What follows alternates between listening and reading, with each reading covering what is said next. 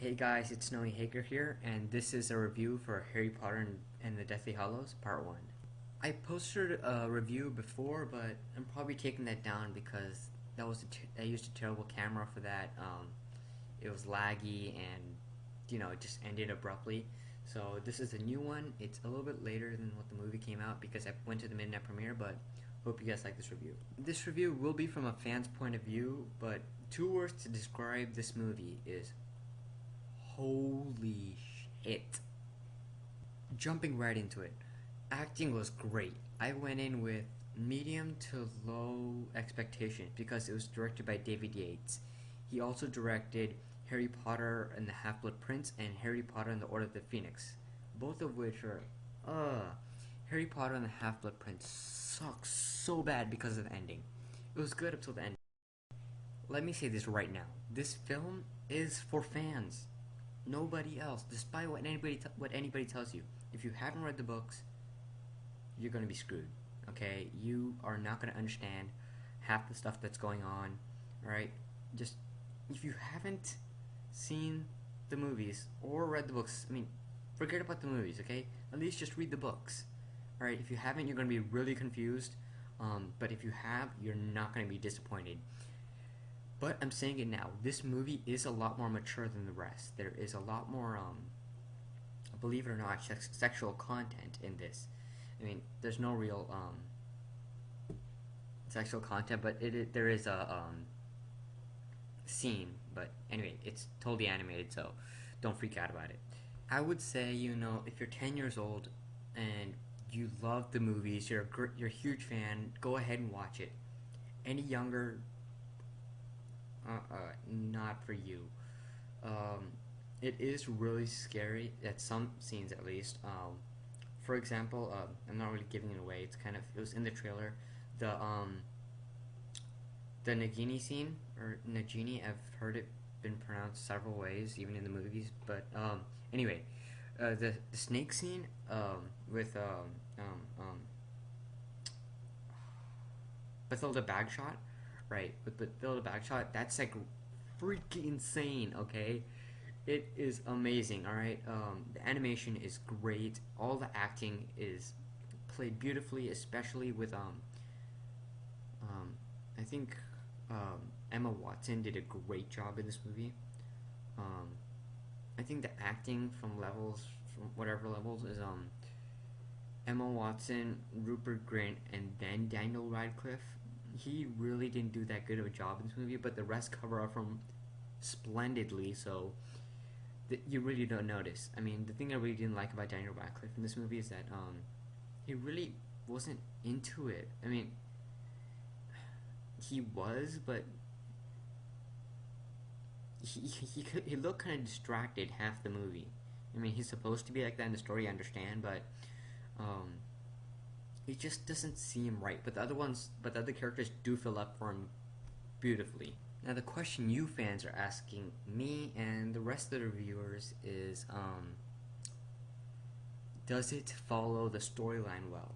And the answer is yes, amazingly. Okay, I mean, the fact that it broke it into two and people kind of, some people are complaining about it, people who really aren't fans, or some people who are fans but they're just complaining about it.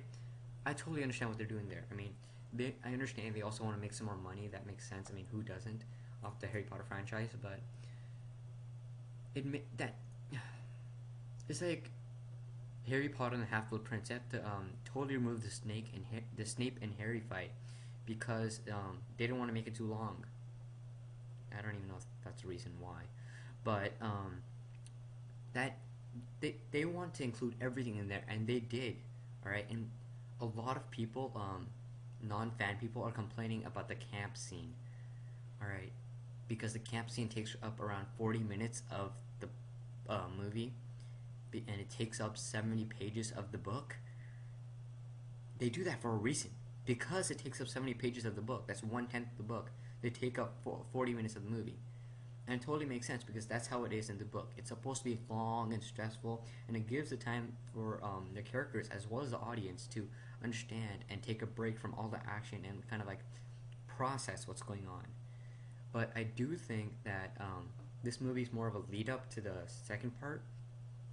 A lot of people are saying they covered a lot of it in the first part, and they're kind of wondering like what's going to be left in second part because I'm not going to really give away where it ended because I'm trying to like really not give a lot of spoilers away, but they covered up a lot of it, which basically means a lot of the second part is going to be the Hogwarts battle, which is amazing. Okay, so that's what they said. This movie isn't like the rest. It's not really classified as adventure per se. Okay, it's classified as an action movie this time. The rest would classify as adventure and fantasy and stuff. This is classified as fantasy action. That's even a genre.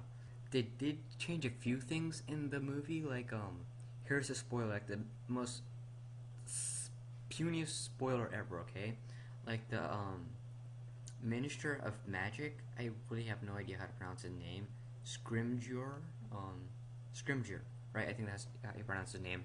Um, in the book, he was like annoying as hell. Not really annoying, but he seemed like more of a bad guy, and he really had the attitude of somebody you would hate. But in the movie, they really gave him the like personality of somebody who cared for Harry, and in the book he did too. But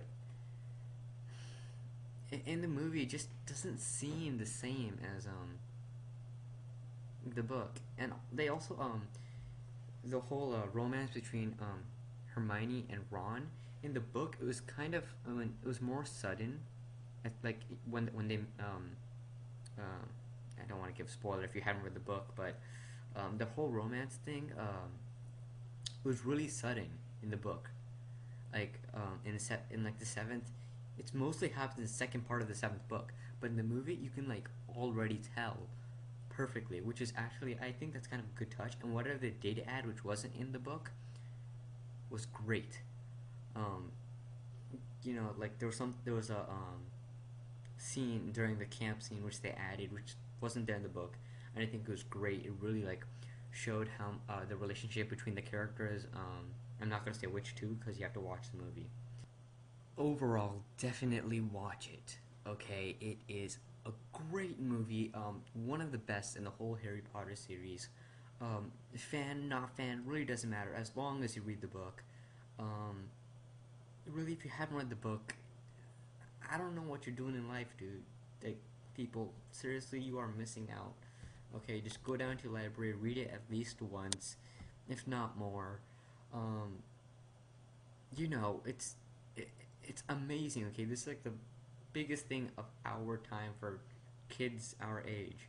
Okay, this thing we'll be looking back on, and really just saying, this is my childhood back then. All right.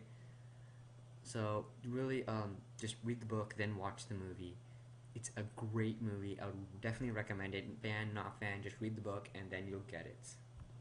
Finally, as a movie as a whole, I would give it an 8.9, and compared to the rest of the Harry Potter franchise movies, I would give it a solid 9.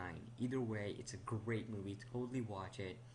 Um, and stay tuned because in the next 4 seconds, I'll show you guys the poster plus this badge thing that comes with the Harry Potter marathon, which is Harry Potter 5, 6, and 7 Part 1, starting from 6 o'clock to whatever. It was only a bit on the midnight show day, but that's where I went to, so I'll show you guys the poster, which didn't come with the movie. I bought it separately, but and I'll show you this card. Alright, this is Noe Hager signing out. Okay, so this is the badge that you get if you go to the marathon. Alright, it basically says here you go, you guys can read it, which is totally kick-ass. Okay, don't get me wrong, so cheesy, but the coolest thing ever, right? Basically it says, I witnessed the beginning of the end, Harry Potter Adventure, 3 movies, 1 night, and here are the pictures of the movies. Alright, hey guys, quickly, this is the poster that I got, alright?